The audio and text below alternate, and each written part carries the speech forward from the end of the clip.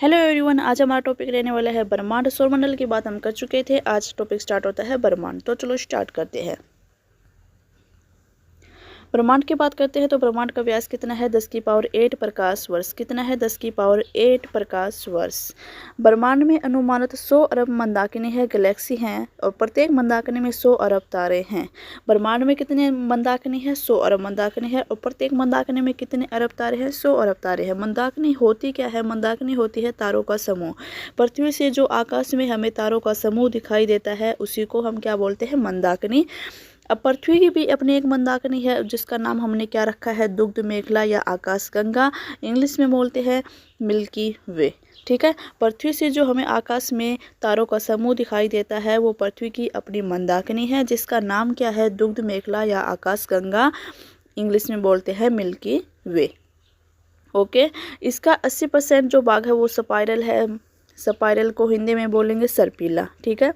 इसका जो 80% भाग है वो कैसा है? स्पाइरल है, सर्पीला है। और इसको सबसे पहले गैलीलियो ने देखा था। किसने देखा था? गैलीलियो ने देखा था। तो एग्जाम में क्वेश्चन पूछा जाता है कि जो पृथ्वी की मंदाकिनी है दुग्ध मेखला, ये कैसी है? इसका भाग कैसा है? तो कैसा है? स्पाइरल है या सर्पीला है। न्यूनतम ज्ञात मंदाकिनी की बात करते हैं तो कौन सी है? ड्वार्फ मंदाकिनी। न्यूनतम जो नई खोजी गई थी मंदाकिनी वो कौन सी थी? ड्वार्फ मंदाकिनी। यहाँ तक हमारे पास जो पृथ्वी की मंदाकिनी है उसकी बात होती है। नेक्स्ट पॉइंट पे हम चलते हैं। अब हमारे पास आता है कि ब्रह्मांड की उत्पत्ति के सिद्धांत। ब्रह्मांड की उत्पत्ति के सिद्धांत दिए गए थे, 4 दिए गए थे, और चारों में सबसे मोस्ट इम्पोर्टेंट था बिग बैंग थ्योरी, महाविस्फोट सिद्धांत, जिसके खोजकर्ता कौन थे? एब जॉर्ज लेमन थेयर। कौन थे? एब जॉर्ज लेमन थेयर। सर्वाधिक मान्य सिद्धांत है। ब्रह्मांड की उत्पत्ति के बारे में 4 सिद्धांत जो दिए गए थे उनमें सबसे ज़्यादा मान्य सिद्धांत कौन सा था? बिग बैंग थ्योरी, महाविस्फोट सिद्धांत। आगे आता है कि इसकी खोज लेमन थेयर ने की परंतु इसकी व्याख्या रॉबर्ट बेगोनेर ने की थी। ठीक है। पूछा जाए कि इसकी व्याख्या किसने की थी? रॉबर्ट बेगोनेर ने की थी। नासा ने 2001 में इसकी पुष्टि जांच हेतु मैप परियोजना का शुभारंभ किया। मैप क्या था? एक उपग्रह था जो किसने खोजा था? डेविड विल्किसन ने। ठीक है। मैप की फुल फॉर्म की बात करते हैं तो क्या आती है? Microwave anisotropy probe. Microwave anisotropy probe. ठीक है। और मैप खोजी उपग्रह है, इसकी खोजकर्ता कौन है? David Wilkinson. बाद में क्या होता है कि 2002 में डेविड विल्किसन की मृत्यु हो जाती है तो मैप का नाम बदलकर उसके सामने WO जोड़ दिया गया। W से क्या बना? विल्किसन। क्या बना? विल्किसन। ठीक है।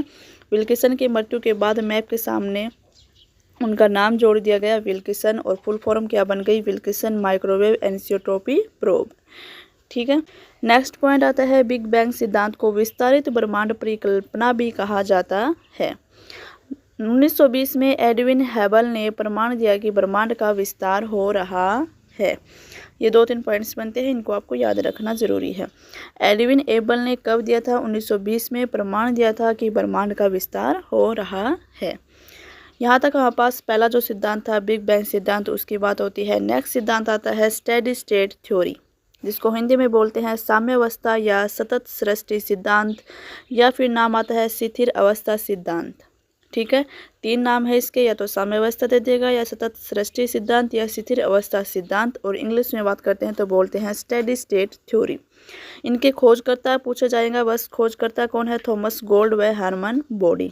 और इनसे कोई भी क्वेश्चन नहीं बनता है, बस इनके खोजकर्ता से ही क्वेश्चन बनता है।